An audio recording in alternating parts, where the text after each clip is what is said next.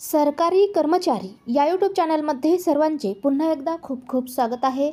अखेर सरकारी कर्मचाऱ्यांसाठी आताच्या क्षणाची सर्वात मोठी आनंदाची बातमी आहे, मोठी खुशखबर आहे आणि यामध्ये आर्थिक लाभ देखील मिळणार आहे। GR देखील निर्गमित करण्यात आलेला आहे। तर पाहूया ही बातमी खालीलप्रमाणे सविस्तर।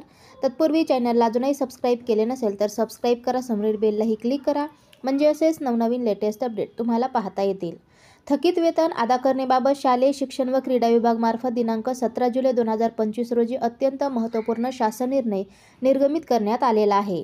सदर शासन निर्णयानुसार नमूद करण्यात आलेले आहे, उच्च न्यायालय मुंबई खंडपीठ औरंगाबाद येथे दाखल अवमान याचिकानुसार विशेष शिक्षकांना नियुक्ती दिनांकापासून ते निवृत्तीपर्यंत यामध्ये माहे नोव्हेंबर 2023 पासून केलेल्या कामाचे थकीत वेतन अदा करणे कामी ₹5,28,14,307 इतका निधी उपलब्ध करून देण्यास सदर निर्णयानुसार मान्यता देण्यात आलेली आहे।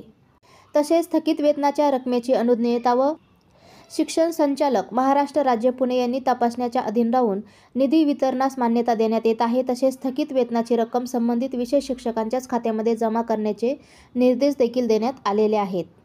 शिल्लक वेतन अदा केल्याच्या नंतर निधी शिल्लक राहिल्यास त्याबाबतचा अहवाल व शासनास सादर करणे आवश्यक असणार आहे।